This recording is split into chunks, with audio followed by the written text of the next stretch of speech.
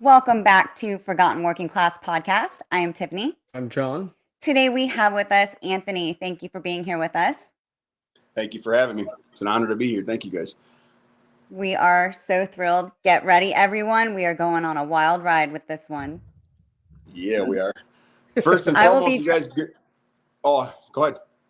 No, I was just going to say I'll be dropping your social media TikTok link in the description. Okay. Anthony, go ahead. First and foremost, thank you guys for having me. It's an honor to be here. I'm excited for this. It's not every day that somebody reaches out and says, hey, we would like to interview you about your life and then put it on the internet. Kind of crazy. It's exciting. And then it's kind of like, oh, okay, let's do it. But yeah, first and foremost, I'd like to just start this podcast out by giving thanks and praise to God. Jesus Christ is absolutely the King of Kings. He's my Lord, my Savior. And without him, I am absolutely nothing. We cannot have a testimony without being tested. And my testimony of my faith in Jesus Christ is something of which movies are made of. And I'm excited to share about it and tell about it now that I'm on the other side of my journey. I'm excited to let you guys know a little bit about the blue collar trade, especially the iron workers.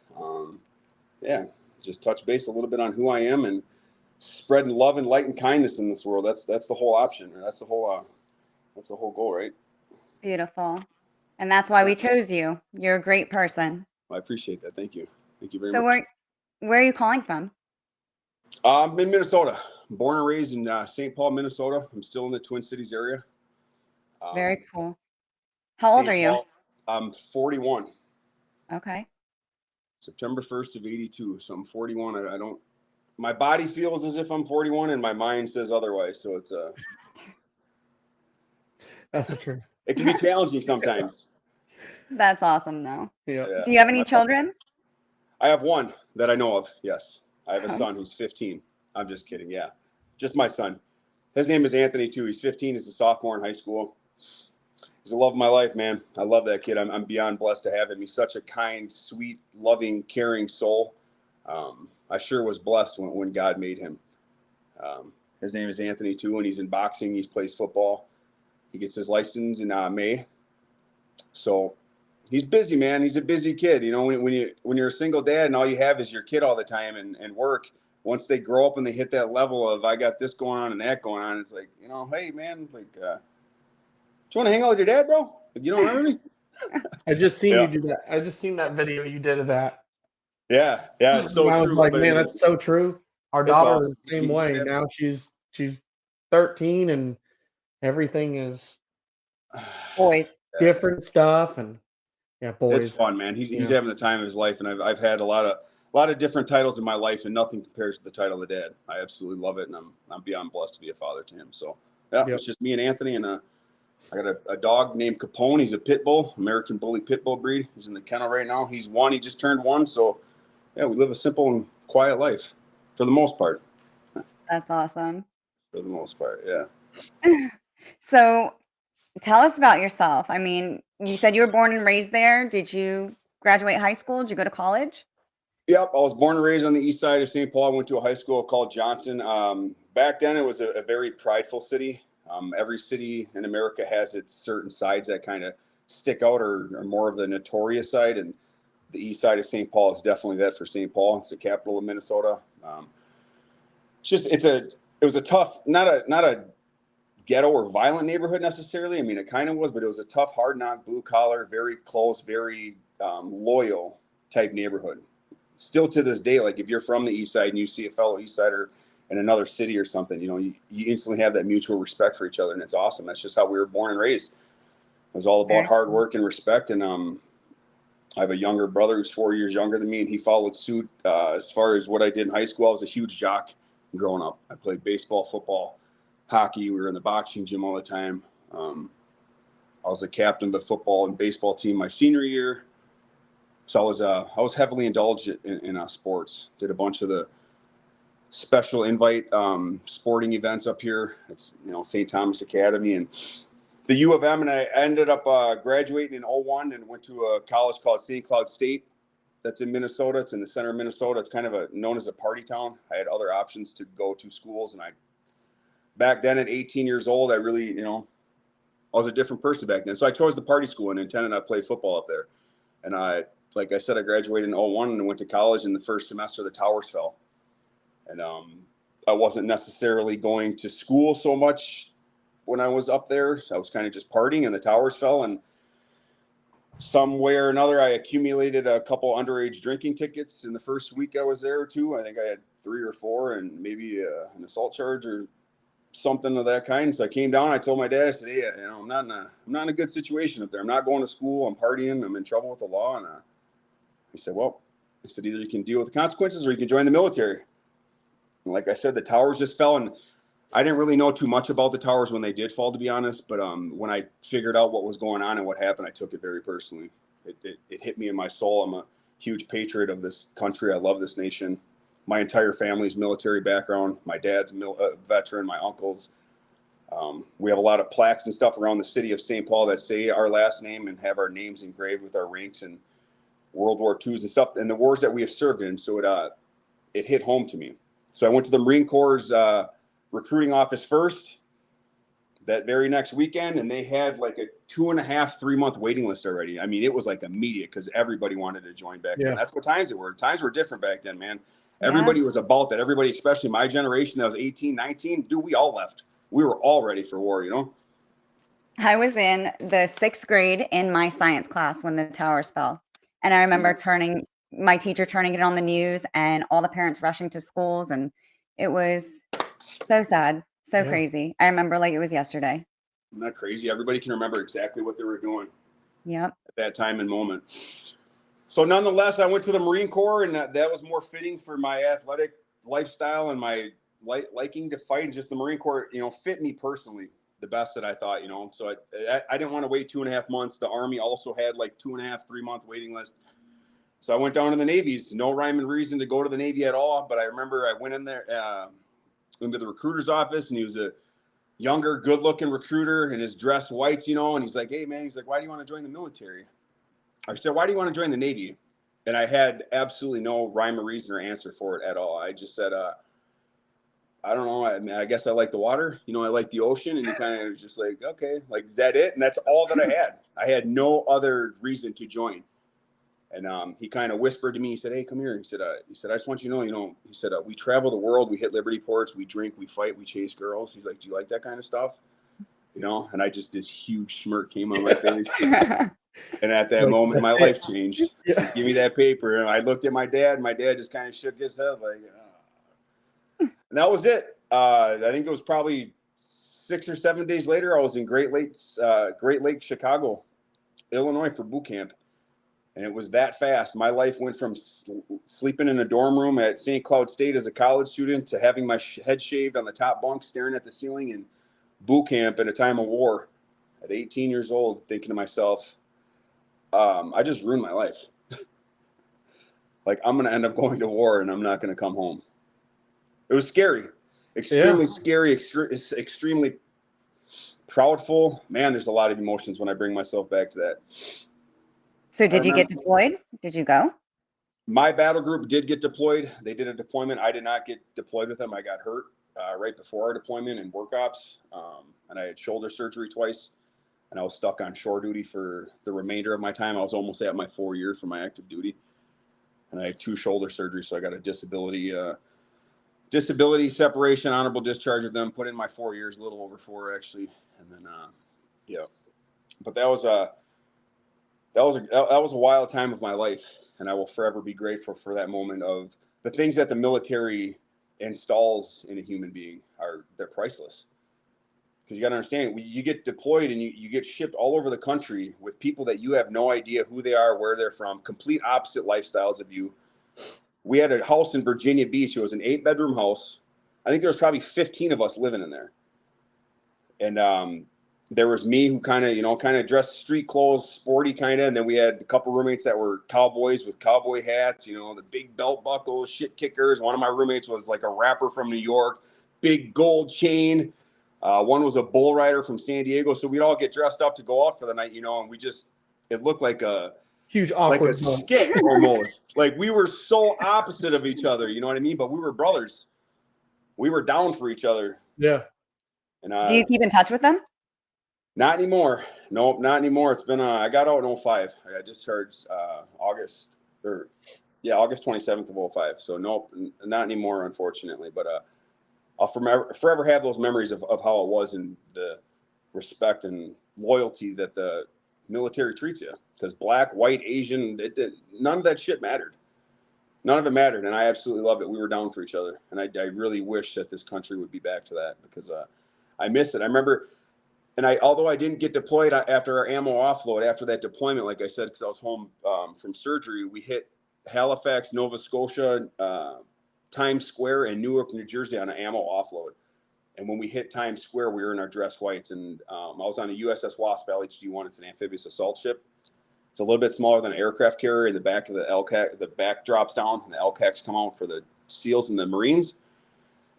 But I remember they sent us into Times Square in our dress whites, man, and it was just a full-out party. The entire city of New York. I think that was probably, well, I was almost out then, so it was probably close to 2003. But the entire city was with it and behind us and buying us drinks and high-fiving us, and it was like a movie, man. Yeah, it was awesome. It was like a heroic movie. I was like, I absolutely love this, and I don't know what happened to my country, our country. Hopefully we'll get back there. If your son wanted, sorry? No, go ahead. If your son wanted to join, how do you feel about that?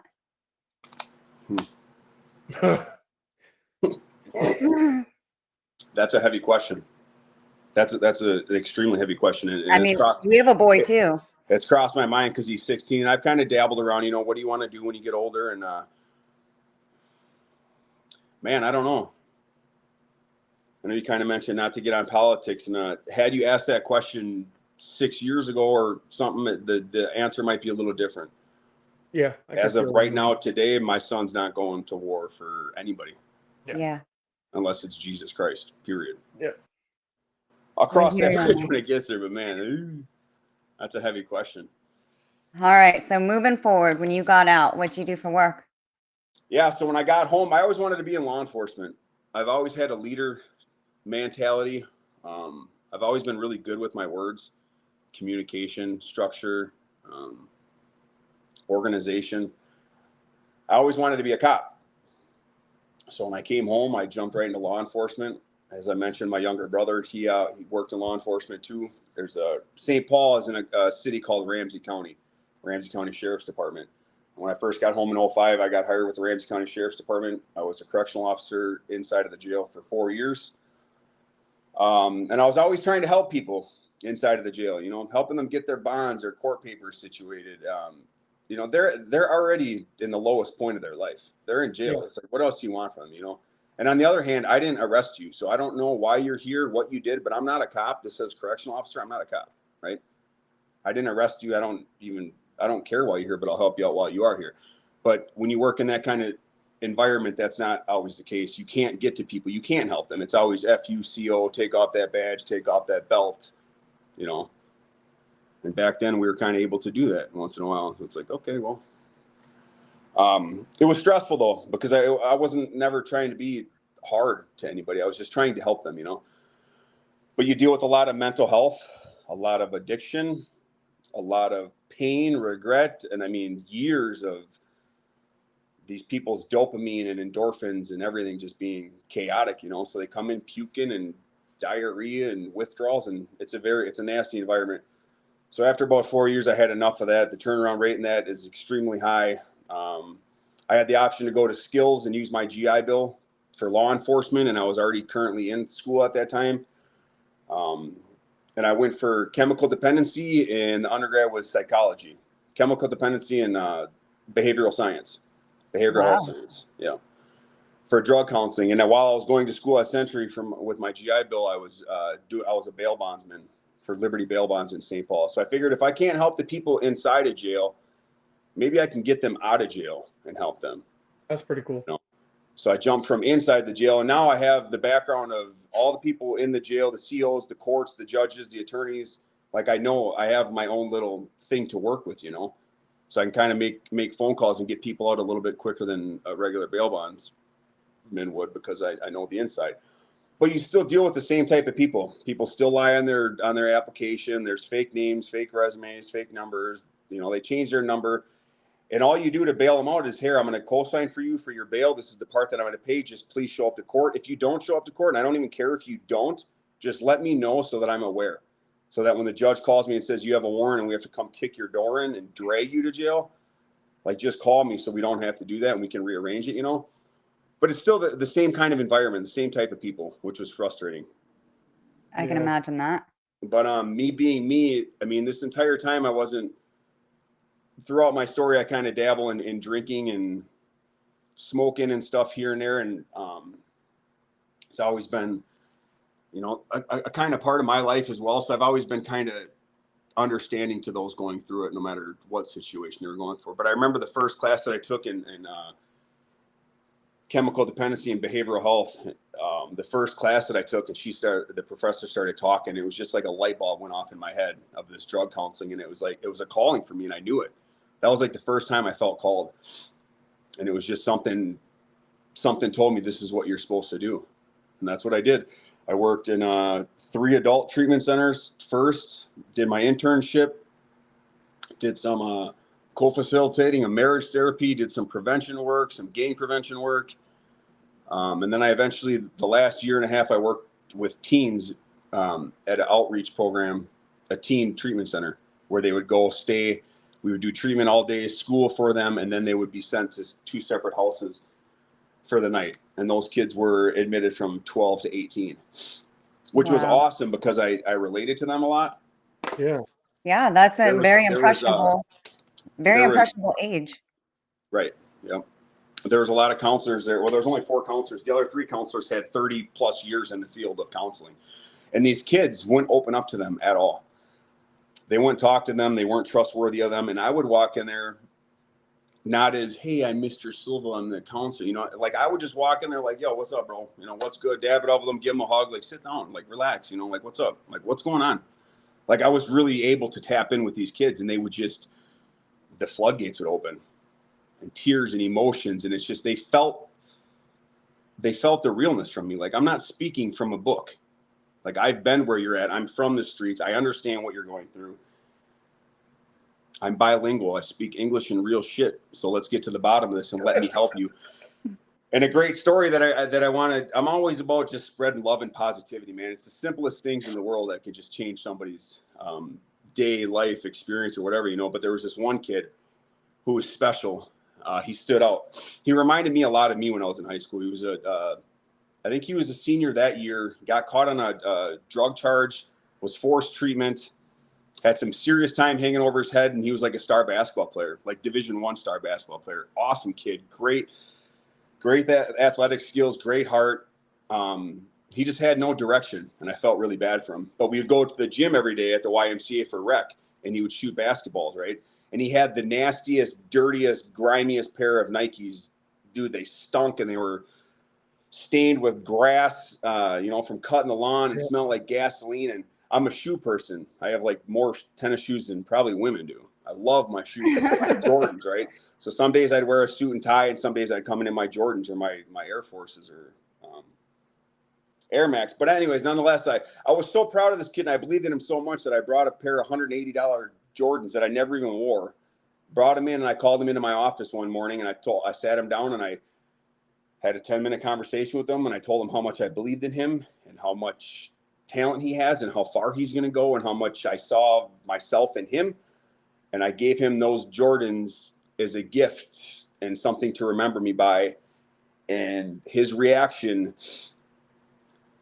the thing that got me the most is, I mean, the shoes were one thing. He was like in awe, right? That he got a $180 pair of shoes. But the thing that struck me the most is the fact that his response to me when I said, I'm proud of you.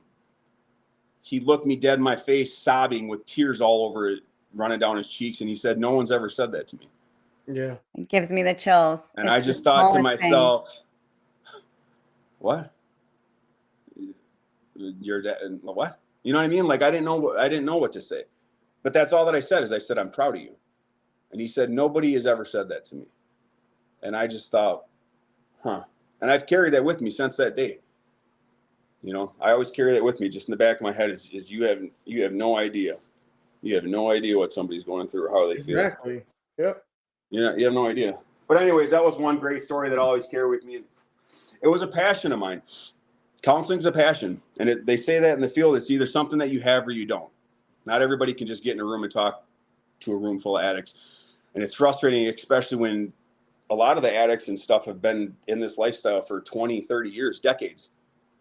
So for me to think I'm going to walk in this room and say something magical to you that you have never heard in the other 13 treatments that you've been in is, it's pretty far-fetched, to think that, but that's the idea behind it. So I loved it. And I still kind of do it. I still do outreach stuff, public speaking in treatment centers. And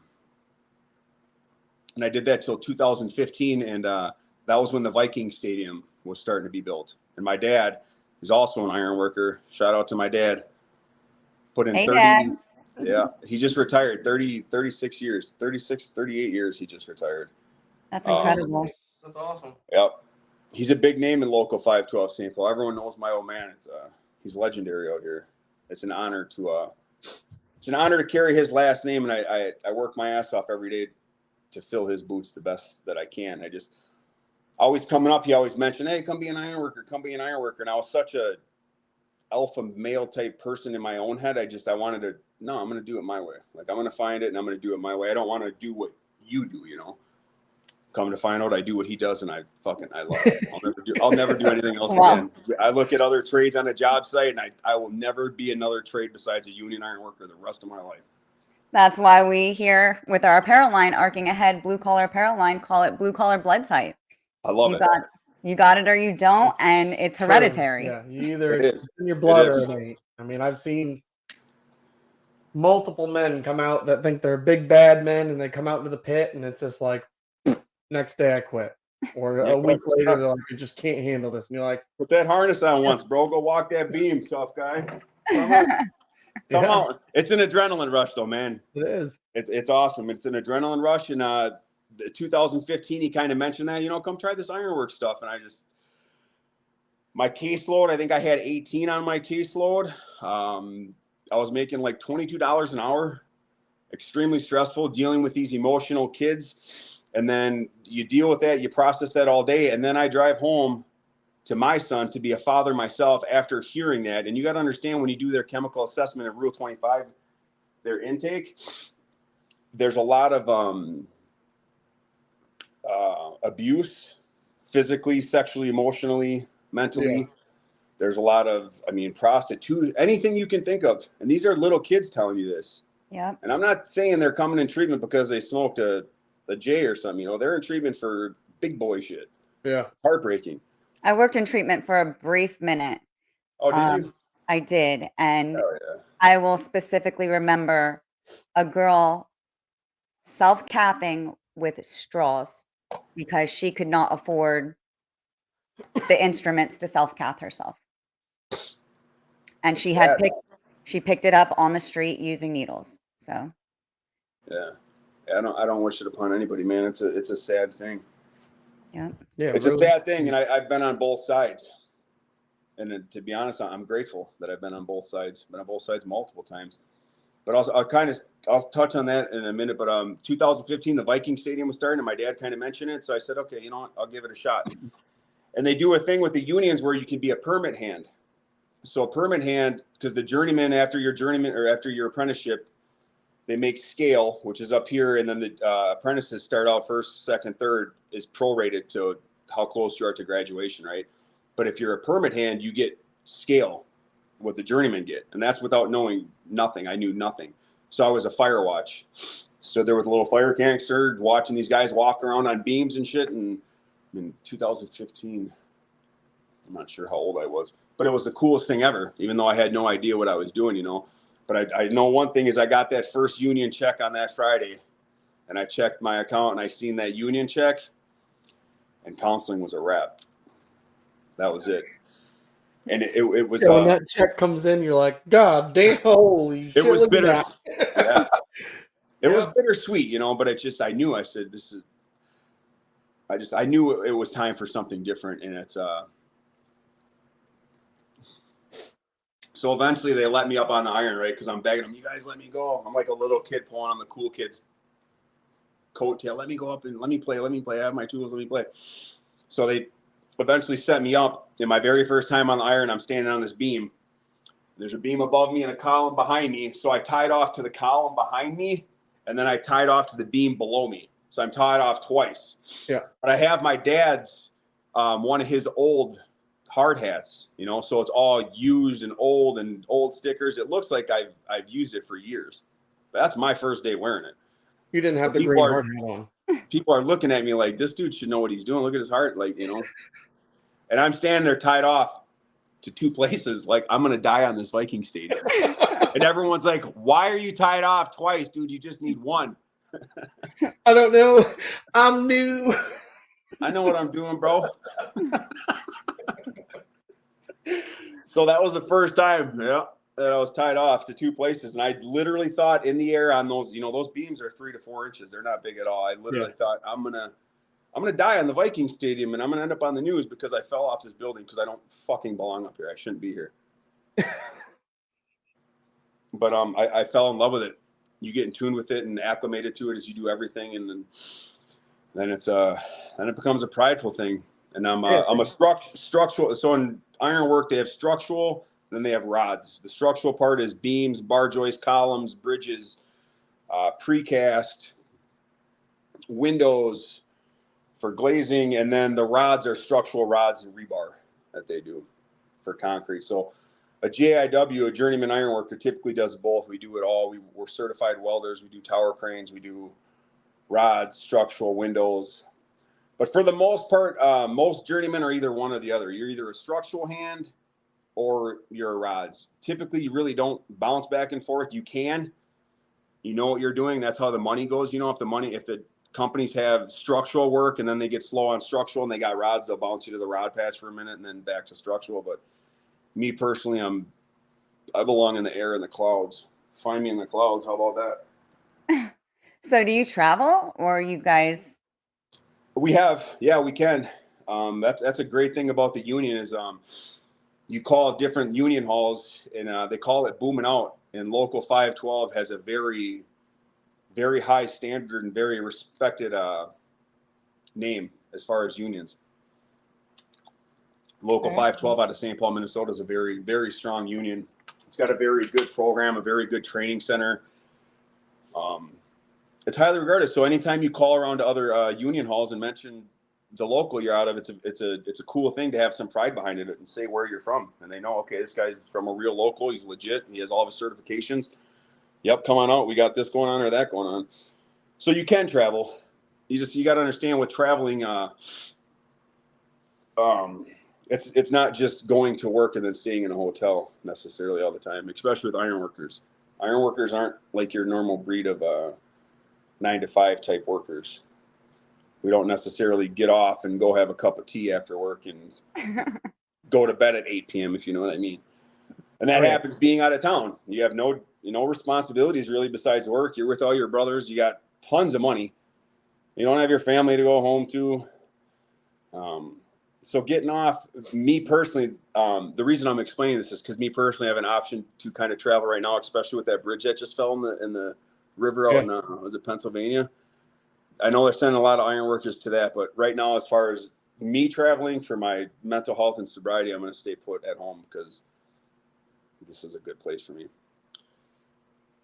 But yeah, we can travel. We can travel all over the country. There's some iron workers that are at a Local 512. That's all they do is travel. They'll go hit a huge stadium in Arizona for 3 months, get all moneyed up, take a couple weeks off, and then go to New York. Or, I mean, that's a cool part about it is you can travel all over the country and do this. That's awesome. Nice. You mentioned sobriety. How long have you been sober? Right now, I think I'm on about 150 days. Congratulations. Yeah, November 25th, my sobriety day. That was my third time going through it. I've had 10 years of sobriety. I've had 2 years of sobriety. I've had 2 days of sobriety. For me personally, it's boredom. It comes down to being bored, and it's not an excuse. I'm like everybody else. It's just, I'm all gas, no brakes, and I have to differentiate myself and my personal characteristics compared to others. And some people can have a beer and sip a drink and go to bed and just call it a night just by enjoying the taste of the drink or something. And me, I don't do that. Yeah. No, I can't do that. Nope. You're going on how long? 10 years. Yeah. 10 years this year. 10 years. If you hand me one beer, I will hand it back to you, and I will say that will do absolutely nothing for me. Yeah, if I don't- drank a beer and there's like 10 more in the fridge, Yeah. my mentality is I have to They're finish all those gone. before I go to bed. See, and I'm the same way. I'm all It was gas, bad. no brakes, which is Yeah. it's a very good quality to have as a man, and it can be a dangerous one too if you don't take it seriously and respect it. And this last time, I just everyone's gone through trials and tribulations, and whether it's relationships or work or whatever it is, it's I just have to stay my course and never grab that first drink. But I don't hide my trials and tribulations when it comes to it. I share it and I speak openly about it. I'm not embarrassed of it at all. It shouldn't to be. be honest, Very- It's life, and people go through shit. That's Nobody's perfect. Exactly. No one is perfect. Believe me. I mean, just to be, and it's not an excuse to be an addict or an alcoholic and use freely, but it's just if you guys take a second and look at the people when you're working in jails or when you're working in treatment centers, and you see the quality of people that are in those establishments, they are the most talented, kind-hearted, loving people ever. Super talented people with a bad disease. Yep. And it just latches onto them, man. It latches onto them, and that's how the enemy dulls you. And that's why they call the liquor spirits. It dulls your vibration and your energy. It's toxic. Oh, he froze. Uh-oh, you're frozen. You still there? Yep. Can you see me? Yes. Oh, there we go. Okay. Yeah. So it's poisoning me. So I went and did a quick three-week cleanup at Hazelden up in we have like one of the top treatment centers in the country. It's actually worldwide known. It's called Hazelden Betty Ford. And a lot of the celebrities go there to get sober. Very cool. Yeah, there's a whole list of celebrities that go there. Super nice facility.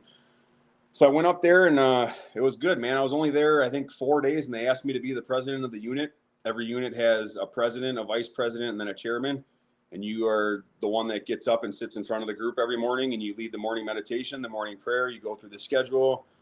You help out all the other new people.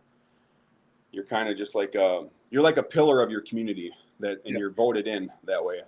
And mind you, I'm just coming off a bender trying to get sober, and they put you on Valium to wean off it and stuff. So I'm just kind of like all kind of loopy and delirious, And then before I know it, it's like 3 days, and I'm sitting in front of because I was the president the other 2 times I was there too. And before you know it, you're sitting in there, and it's like, fuck, like we're here again. Like, damn. But the last time that I went there, I don't know if you guys saw that TikTok. There's a poem right here that I wrote, and I like poetry. Me too. I like writing. I like journaling. I think it's a very powerful thing to speak something into existence, into the universe, and also write it. So I wrote a poem last time, and I brought it to the guy that deals with a lot of the veterans up there, and they were talking about publishing it, which is a huge deal because that's a big treatment center. That'd be so awesome. to have a published poem about addiction is kind of cool, Take what you can out of it. Can we hear it? Yeah, hold on, I'll show it to you. So this was August 1st, 2021. Let's see here. Oop, everything's backwards. How do you do this? Oh, I do that all the time on live. Yeah, it's called exit stage left, and then oop. Okay. So it says exit stage left. It says this is a very real letter, so don't get it twisted. I'm too good for you, booze. I'm talented and gifted. You were always the one You were always the one I was quick to run to. You're a false prophet, and nothing good comes from you. You made me feel warm and relaxed when I was stressed, but you were trying to take my life. Who would have guessed? You took a lot from me, and you tried to dull my shine. These times are different now. This time here is mine. You may have won some battles, but this one you will lose. This is my goodbye letter. I'm done with you, booze. It's like a divorce or a final separation. I'm taking my life back without hesitation. It's finally that time. I'm clean, healthy, and sober. Exit stage left, booze. Your time here is over. You no longer deserve love, and you no longer get slack. You have lost me forever, and I will never be back. That's awesome. Yeah. Love it. I wrote that on the patio there in like 3 or 4 minutes. Like it came so fast to me. And then Look after at I this stopped, big tattooed burly man writing poetry. I love it. I'm in my feelings, man, for real. No, that was awesome. Like, hands down, that was great. Yeah, Thank should you. definitely have that published. I I hope so. appreciate that. You Oh, should yeah, definitely thank you. share that with the world, because there's a lot of people that could read that and it would touch a lot of people. Maybe I'll do it again then. Yeah, yeah. Maybe I'll share it again. But yeah, I liked it. I mean, it's just it's all in the words. And I mean, the biggest thing we can do as humanity is letting another brother or sister next to you know that, hey, man, you're not alone. Yep. You're not broken. You're not weird. You know, it's just you're not alone. And I feel like a lot of us feel like we are alone. And especially being an alpha male, dominant blue collar male, we get it. You know, we sit and we self isolate. And I can deal with this. Are you good? I'm fine. I'm always fine. I promise you, when I tell you I'm fine, I'm probably not fine. And that's a process that I'm still probably working on, as are a lot of people. But that's just our initial go-to. You good? Yeah, I'm good. I'm straight. I'm good. You know? Yeah. We had I'm a good. guest, Dylan, who mentioned to us during his podcast. He's actually a suicide survivor. Yeah. But he said the number one thing that we lie about, everybody, Yep. Is when somebody asks you, hey, how's your day? And you say, oh, it's great.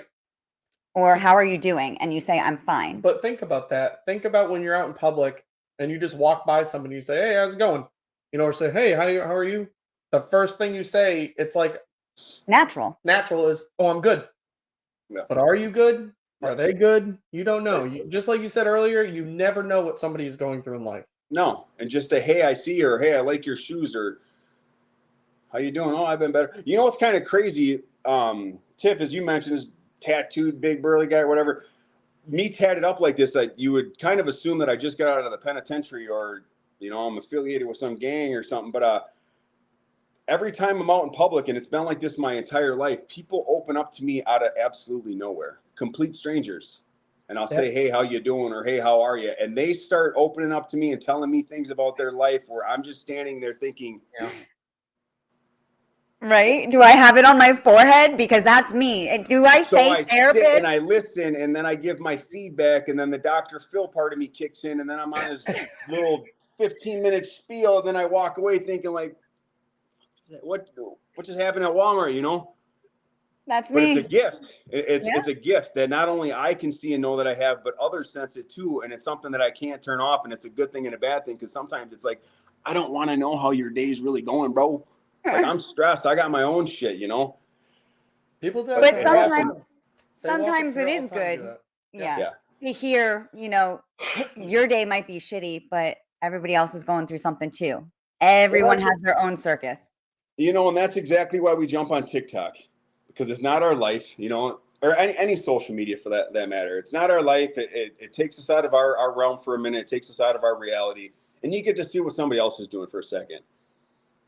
And just it's a distraction for you. But you got to be careful with that social media, because you got to understand, nobody's putting their bad days on social media. Yeah. You're looking at my highlight reel. You're looking when everyone's shaved and buttered up and makeup, and they're in there good. They're doing something fun, and the music is good. The energy's high. The vibration's high. I have a lot of people that they'll tell me, you know, oh my God, you're so positive, and for going through what you went through, how are you so positive, and your outlook on life is beautiful, and this and that. I went through depression, believe me, but there was multiple times I've told her, the day this happened, it would have been a lot easier if I died that day. Right. It would have, but yeah, I can only imagine. You know, it's life, and you got to go through it. But yeah, social media is not real. No. We're not putting the bad sides of anybody's lives on there. They're not putting the bad sides of their lives on there. It's very misleading. So when people, approach you out in public and they are telling you their crap, listen to it. I give them that second. Just give them that 1 second, because you have no idea. Yeah. Yeah, I usually try. You have no idea what you might say. And if one word sticks with one person, then it's good. And that's the whole point of being God's people. That's our whole purpose here. Yeah. It's just to help out the next guy and being kind. It's the biggest flex ever, dude. I say all the time, I take something from everyone I meet, whether it's good or it's bad, and I'm able to apply it in my own life. It's so powerful. Yes. Look at how much you build yourself from others. But that's a choice that you're making, and acknowledging that I can build off of others. I can listen to them and learn from them without touching the stove myself to find out it's hot. I'm not going to do it because she did it and she got burned. That's a powerful thing for you to learn for self-growth. Yeah, I learned that a long time ago. I mean, people have been spilling their stuff on me for as long as I can remember. Yeah. I used to be in the beauty industry, so women all the time would come and tell me their stuff, and you know, you got to take it with a grain of salt and try not to let their energy affect you too much. But everybody out there is hurting. Everybody has a story. Because She was people like the trust you. therapist.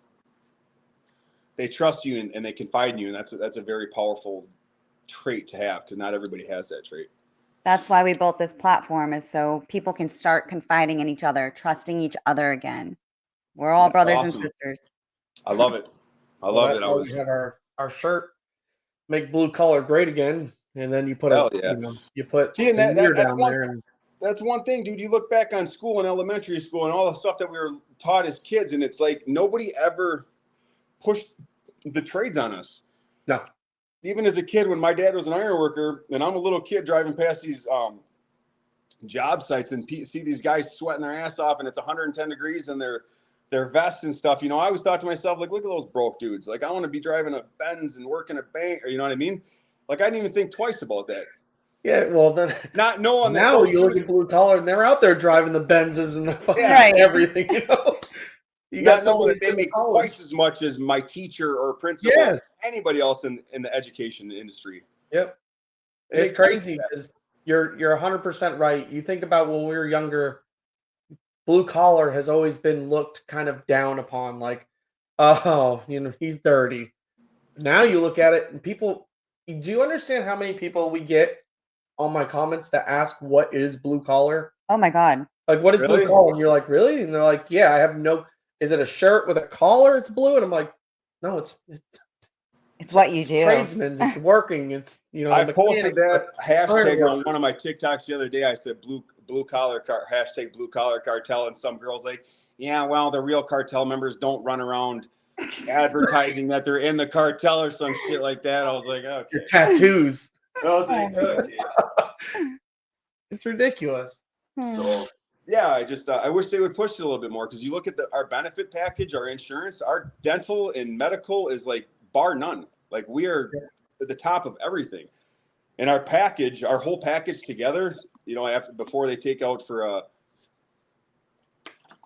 the annuity, retirement, pension, insurance, all that shit, our entire package is like $98 an hour. I think we see 45 of it on the check. And the rest goes into annuity, pension, retirement. So it's just crazy when, you know, when you're working these jobs. I used to get people ask me all the time that, or I've had people try and tell me, you know, when you first meet them and stuff, they ask you what you do. And I was like, you know, as a miner. And they're like, oh, okay. And they tell you what they do, and then they would go right to money. Well, I make this a year, and then I would tell them what I make a year, and then they're like, what? Right. I'm like, yeah. But I ain't out there sitting at a desk. I'm out busting my balls every day. Well, it's not easy, right? Yeah. You're looking at 14, 15-hour days, and they're like, well, that's crazy. Well, if you want to see that paycheck. It's a balance, dude. You really got to have a balance. You have to have a balance in life, period, no matter what you do. But blue collar, you know, it's not easy. I'm not crying about it by any means because I chose to do it. I love to do it. But it's you come home tired and dirty and exhausted, and then you got to deal with life on. No, but I suppose that's with everything. Yeah. But I love it. What do you do for fun? I'm an outdoors type person. Mm-hmm. I coach my son in boxing. We're going to the boxing gym actually today. We're very active. I like bike riding, pedal bike riding. I walk Capone a lot. Harley Davidson's. Outside in the lake, on the boats. I ride Harley. I like to be outside. I'm a very active person. That's awesome. I like sports. My life is very simplistic now, though. It used to be a lot of. I don't know. I'm very simplistic with less in this chapter of my life. I miss riding. I need. I'm single. I'm single by choice, and I absolutely love it. There's just a bunch of toxic, broken people out there, and I don't have time for it. I'm on a spiritual journey with Christ right now, and I've been through spiritual warfare with him, and I'm focused on God and sobriety, and it's just I love it. That's good though. It's never too late to start over. My binders are just here. Good. No, and if he's ready to introduce somebody to my life that I'm supposed to share with, then so be it. Then I'll accept it. But it's hard to kind of meet somebody that's on a similar, stage that I'm on in my life. It's either you meet somebody that has really young kids, and I'm over that. My son, I'm done with that daycare, diapers, all that shit. Yeah. Or they're 50 and their kids are 30 years old or something, and whatever. Nonetheless, the summertime's coming. We got the lakes and the Harleys and grilling and chilling. And I look forward to it. That's awesome. Mm-hmm. We used to ride a lot. We did. Yeah. Now the bike's in a garage ornament. Yeah. I love it. I actually just got my bike back this last weekend. I seen you riding. I was jealous. I was in a really bad Harley accident 2 years ago, and it was actually right after I got out of treatment when I published that poem, or when I wrote that poem. I got out of treatment. It was a Sunday afternoon, beautiful out, 80 degrees and sunny. I was out of treatment maybe 4 or 5 days. I was taking my son on a Harley ride through our town, and we were going to go to the state fair, which is a huge deal in Minnesota. We were halfway through the intersection. We had the green light, and we were halfway. I mean, we were halfway through the fucking intersection. And a car had the blinking yellow turning in front of us. And 10 feet, she turned in front of us, and I got the 18-inch bar, so my arms are way up here, and my son's on the back. And she turned. I was only doing 35, but I had no time to react. And I thought, we're going to hit this car. I'm going to hit this car, and my son is on the back of this Harley. Yeah. And it was the most terrifying, helpful feeling of my life. It was the most helpful feeling of my life. My son was on the back. If it's me, whatever. It is what it is. I'll see what happens, right? But my son's on the back. So all I can remember is I knew we were going to hit the car. And so when I was about to hit it, I pushed my bars into it as hard as I could to take the force. And whatever I did, it worked, because I took the blunt force of it, and I smashed my face off the side of the car, my entire face, all from here. I mean, I didn't think I'd be recognizable anymore. My face was just smashed from hitting the car and then the ground. I broke 3 ribs. I punctured my lung. My entire shoulder was completely rebuilt, and I had surgery on it. Shoulder is it? One of my shoulders. And I woke up in a puddle of blood, laying in the middle of the street on a Sunday afternoon with my son screaming, "Dad, wake up. Dad, wake up."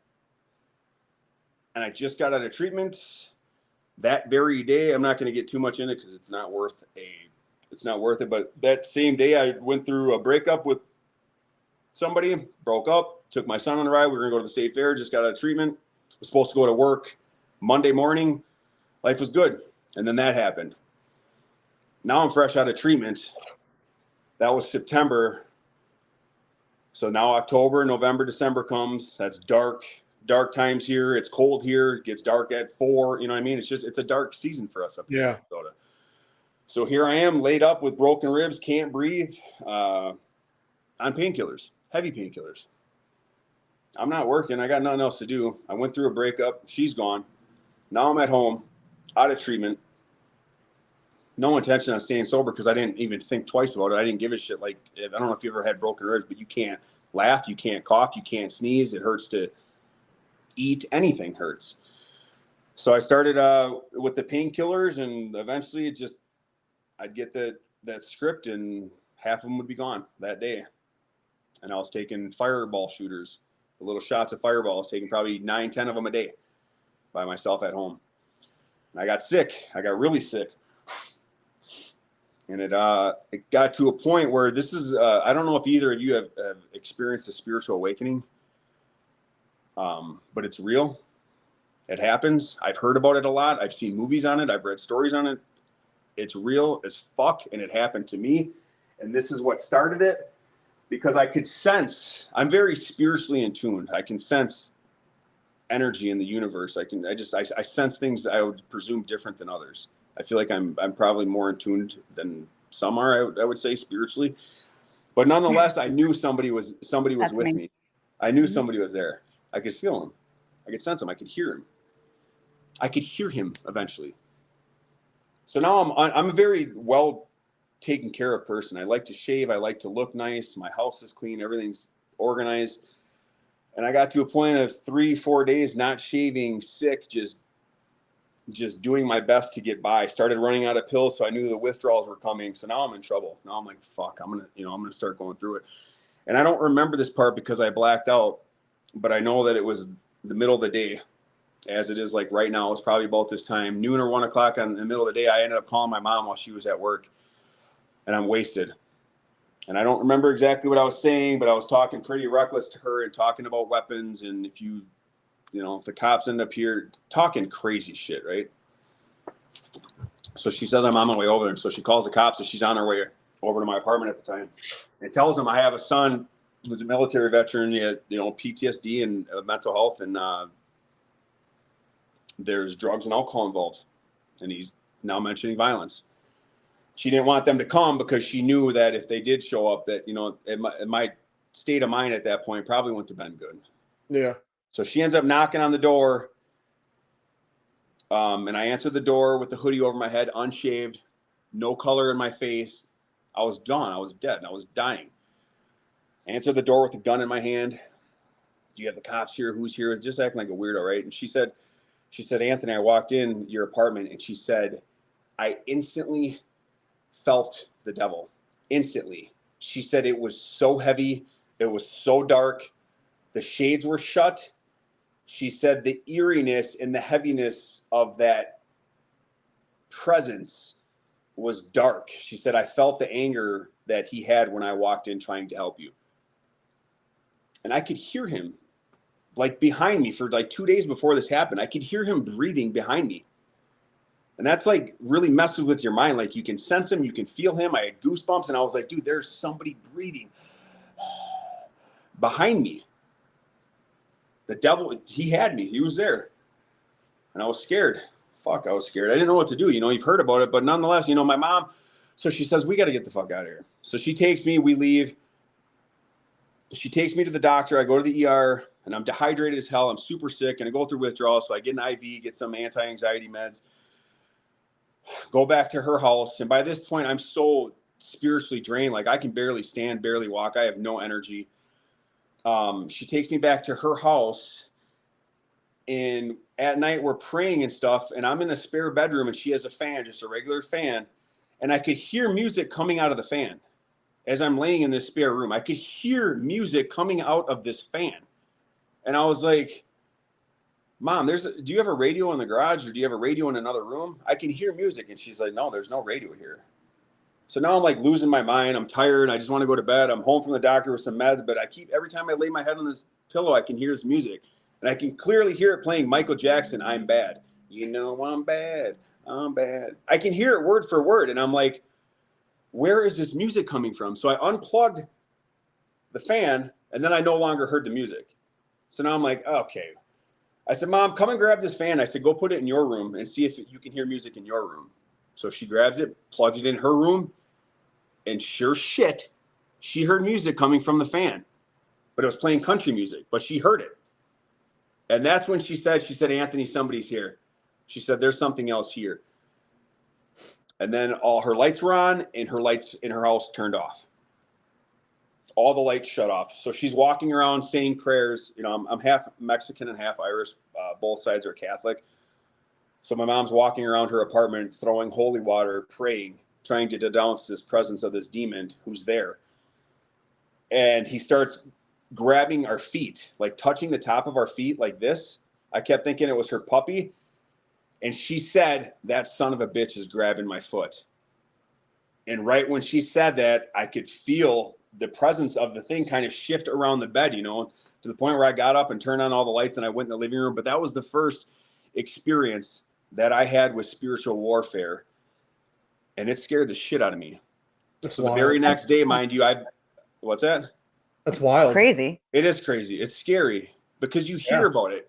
But when you start feeling and hearing somebody breathing behind you, and you sense somebody, and your own mother who has no addictions, doesn't dabble in the demonic world, has nothing to do with it. When she walks in and says she can sense it, that's kind of like, oh shit, It gives you a little relief though that because that that I'm way, not crazy. yes, That, you don't think yes. somebody else has heard it. You're like, okay, it's not just me. Someone else is hearing this. Right. For all the times Yeah. that I've told her, Mom, the devil works on me twice as hard. It's not an excuse to be a piece of shit. It's true. Like when you're chosen by God, you're also favored by the devil, and that's a fact. And I proved that to her because I brought the devil to her house that time. So it was the very next day, and like I said, I was in my allergies are terrible today. My eyes are watering. It was 3 or 4 days that I was in my apartment, and then a day or two at her house, and I finally was feeling better. And I said, Mom, I got to go for a drive. I got to get out of the house and clear my head. And my mom listens to Christian music, KTIS here. It's a Christian radio station. And I jumped in her car and I started driving around, and she had KTIS on. And at that time, 2 years ago, I wasn't listening to religious music that much. I turned it on and I broke down. And this is my testament, my testimony of God. I surrendered my mind, my body, and my soul to my Lord and Savior, Jesus Christ, that day on the side of the road on Highway 61. In Minnesota. I had to pull over to the side of the road because I couldn't see the road because I was crying. I was sobbing. I was shaking. I was distraught. And I said, I don't know what I'm doing. And I'm scared. And I'm broken. And I'm being attacked. And I just went through treatment. And now I'm on painkillers. God, I need you. I don't know what else to do. And when I said that to him, you can't bullshit him. When you say it to him, he knows. And when I said I surrender to you, I meant it. Because there's been a lot of fighting in my life that I've done, whether it's physical fighting or mental, anything. I've fought my entire life, all the time. And this is the first time of my life as an adult male telling God, I give up. I don't know what to do. I can't do this. This fight, I don't, And that moment I said that to him, everything changed instantly. I was crying. I was sobbing. The music was playing behind me. It was the most warm, comforting feeling of my life. It's unexplainable, really. There's no words to explain the feeling that you have when the Holy Spirit shows up. And I wish everybody could experience it. It's like you're on a cloud. It's calm. It's quiet. It's peaceful, carefree. Oh, man. He is such a gangster, you guys, when you call upon his name. And I called my mom and I said, I don't know what's going on. There's been a lot of shit the last 3 days. And I told her what I was experiencing. And she said, that's the Holy Spirit, my son. She said, the Holy Spirit's with you right now. And he was. That's and incredible. Ever since that day, it put me spiritually in tuned. After that that situation, I have been spiritually in tuned since then, to the point where I can hear God. I can hear him speak. And as crazy as it may sound, my best friend has a grandfather who just passed. I did not know him. I knew nothing of him. I never talked to him. I never met him. He spoke to me a couple days ago. I seen a cardinal when I was walking my puppy, and something in my head set off a couple words, and I just kept hearing it loud and loud and louder and louder. And it kept saying clown circus, clown circus. And I texted my friend and I said, I don't know what this means, and I don't know if I'm crazy, but I just seen a cardinal and I know it represents spirits. Did your grandpa have anything to do with clowns or the circus or anything? And she completely lost her shit and said, oh my God, we used to play circus bingo when we were kids at my grandma's house, and I still have that game, and it's like the biggest deal ever. And we were just talking about it, 2 weeks ago when we buried my grandfather. And I shit you not, out of nowhere, I kept hearing it loud, really loud. And then there was one other time that he did the same thing, and he kept saying red shoes, say red shoes to her. And in my head, I'm thinking, what the fuck? Like, wonder if I say red shoes and she's like, what? Like, is this going to make me sound crazy? Like, maybe I'm not like in tuned or psychic. Maybe you're just psycho. So I said it. I said, fuck it. I'm going to say it. And I said, red shoes. And she said, what? And I said, what does red shoes mean? And once again, she lost her shit. And she said, oh my God, red shoes. We used to watch The Wizard of Oz at my grandpa's as kids all the time. She said, we used to watch that movie so much that it would annoy him. So it's kind of like a standing thing that the grandma would let them watch and the grandpa would be annoyed. And he told me to tell her, say red shoes, red shoes, red shoes. And I've never met him. I knew nothing about him. I didn't know anything about the Wizard of Oz. I didn't know anything about the bingo. I just know what I heard.